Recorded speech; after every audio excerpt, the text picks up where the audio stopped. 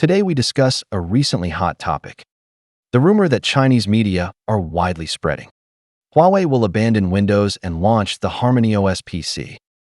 The laptops currently being shipped have all switched to the Linux system. Huawei will release the X90 chip, equipped with the HarmonyOS Next system, marking its entry into the PC industry. The current media atmosphere is filled with high emotions, with people applauding and cheering for the determination of Huawei, the pride of domestic innovation. However, the reality is harsh. It is not that Huawei does not want to use Windows, but the licensing for Microsoft to supply Huawei has expired, meaning Microsoft has cut off supplies. After entering the laptop industry, Huawei has climbed to second place in the Chinese market in just a few years, with a momentum that is unstoppable. As a private enterprise, as long as it can make money, issues of face are minor concerns. Unfortunately, Americans are unwilling to give Huawei even the last bit of space, intent on crushing it. But to be honest, this is actually helping China. Only with Huawei entering the PC market can China's PC domesticization achieve substantial progress. The so-called Chinese domestic PCs mainly fall into three categories. First, brands like Lenovo, considered domestic, where everything from chips to operating systems comes from American companies, with Lenovo only responsible for assembly. Early government procurement provided Lenovo with significant policy support, which is the fundamental reason it became the world's top PC manufacturer. However, everyone knows that this so-called domestic production is meaningless, completely under American control. Second, X86 authorized compatible products. Chinese companies have purchased X86 instruction set licensing agreements from VIA to develop chips compatible with the X86 platform. Although their performance lags behind AMD and Intel, with support from SMIC's 14nm and 7nm processes, they can achieve a usable level.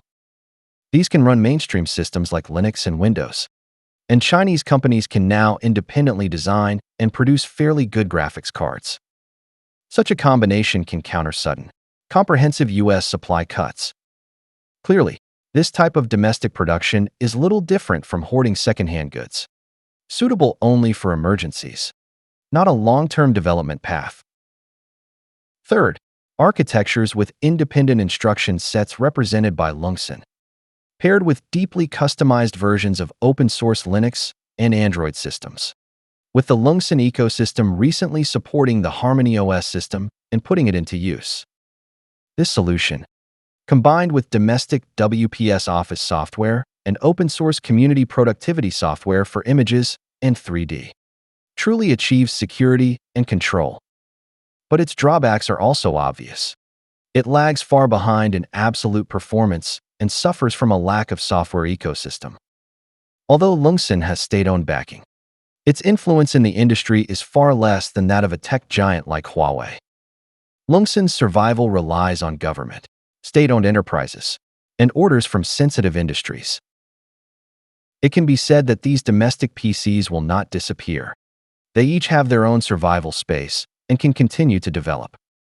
However, they will forever remain small fish in a pond, unable to compete with the ecosystems built by American companies. In the face of the ecosystems created by Microsoft, Apple, Google, Intel, and AMD, China's domestic PC ecosystem is like a child, lacking the capital to confront them head-on. But Huawei can change all this. Yes, this is a mysterious company, its limits reaching the sky. Many Chinese netizens wildly support it, while others fiercely criticize it. Those who support it believe it represents the unyielding national spirit of the Chinese people and the pursuit of independence. Those who oppose it think it uses national sentiment to bind citizens and engages in excessive marketing. But to be fair, Huawei's president Ren Zhengfei has publicly stated that he likes Apple's products and has used an iPhone multiple times in public without hesitation. He has also clearly emphasized that he hopes people buy Huawei products because of their good performance, not because they are domestic. After being comprehensively sanctioned by the US, He thanked American partners for working overtime to deliver components to Huawei before the ban took effect and expressed hope for future cooperation. He has repeatedly stated that China should continue learning from the US, showing a very humble attitude. I believe such an entrepreneur, whether he succeeds or not, should not be labeled as binding citizens or hyping. In fact, Huawei's products are priced relatively high, and it has never intended to make money from the poor.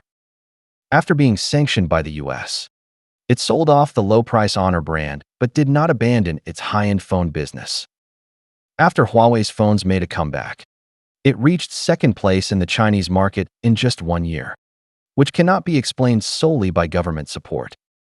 After all, people buying Huawei phones are generally of better economic status. You cannot say these people are stupid, can you? In China's highly competitive environment, having a relatively good income cannot be described as stupid. The only explanation is that Huawei's products are genuinely good. Returning to today's theme, let us talk about why Huawei can change the low-level competition and self-entertaining status quo of domestic PCs.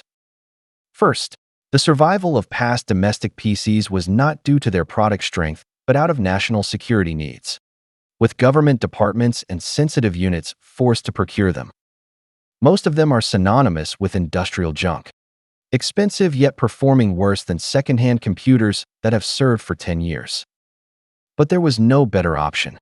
All domestic PCs were backed by state-owned entities or connected insiders, with beautiful slogans but terrible actual technical capabilities. Huawei, the chief designer of the Lungxin CPU, often carries Mao Zedong memorabilia, and as someone so keen on political statements, I really do not believe he can focus on improving technology. But now there is Huawei, a company certified as dangerous by its greatest enemy, the US government. It can gain the same priority in government procurement as traditional domestic PC vendors. Huawei's research and development capability can be said to leave traditional competitors several blocks behind. By releasing a powerful computing chip like the X90, equipped with its own HarmonyOS system, Huawei can provide a comfortable office experience for government departments and sensitive unit staff, freeing them from the torment of traditional domestic PCs. With improvements in SMIC's processes, it is almost certain that Huawei's chips this year will reach the efficiency of TSMC's mature 5nm process.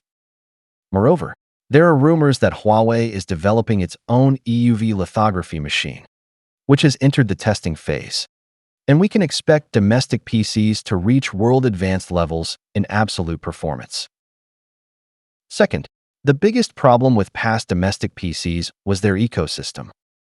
Using X86-compatible chips with Windows would definitely fail procurement bids. Pairing with a Linux operating system, the biggest issue is the scarcity of applications and poor optimization. Popular software like WeChat, QQ, DingTalk, and WPS have Linux versions, but due to too few users, these companies are reluctant to iterate and optimize, resulting in a huge functional gap compared to Windows, iOS, and Android platforms.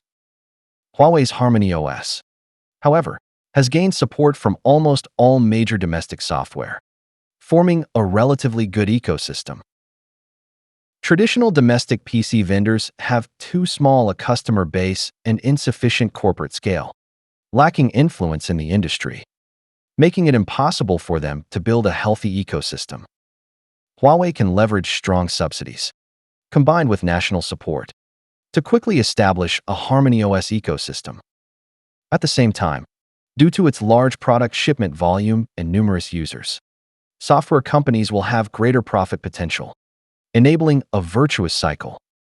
Apple and Google both went from a lack of software to today requiring strict reviews for software to be listed, a process Chinese companies are no exception to. This is a long journey, and companies without scale or sustained investment capacity will struggle to survive. Finally, let us discuss whether Huawei's HarmonyOS PC has a future. As a heavy PC user, I can give a very clear conclusion. Yes, and a significant one. The procurement market for government departments and sensitive enterprises will soon be largely taken by Huawei, leaving other companies on the sidelines. This will provide sufficient profit guarantees for Huawei's PC business. And with its cash flow from communication and cloud computing, survival issues for Huawei PCs are not a concern. In the civilian market, it also has broad development space. Windows, with the support of Indian engineers, has become increasingly unacceptable, with frequent forced updates, numerous background processes, and growing bugs, leading me to largely abandon it. My work does not require complex professional software and does not depend on Windows advantages like Auto CAD, 3D Max, Maya, or the Adobe Suite. I only need lightweight editing tools like CapCut, simple image processing software, and light office software. If a PC also offers some light entertainment functions, like simple games, I can completely bid farewell to Windows. In fact, 2 weeks ago, I migrated my work from Windows 11 to an M1 MacBook I bought years ago. This laptop had been sitting and used in a corner gathering dust, but I found it perfectly supports CapCut, OBS, GIMP, and other common tools, and even Chrome runs better than on Windows. I immediately bought a docking station and a 2 TB external hard drive, making it my main production machine. The 8-core, 16 GB memory M1, except for slightly slower video export speeds, far outperforms my i7 processor, 32 GB memory, 4060 Ti PC in other aspects. It is quiet, stable, free of frequent forced updates, free of mysterious crashes, and more power efficient. I originally planned to buy an M4 Mac Mini, but if Huawei releases a HarmonyOS PC that supports CapCut, I will buy it immediately. I believe the needs of most people in reality are similar to mine. We do not need an all-purpose product that does everything but is full of bugs. We need simple, efficient, and stable production tools. My MacBook's gaming experience is much worse than a PC, but this does not hinder my liking for it. If Huawei can produce a cost-effective product like a MacBook or Mac Mini, I would be happy to support it once.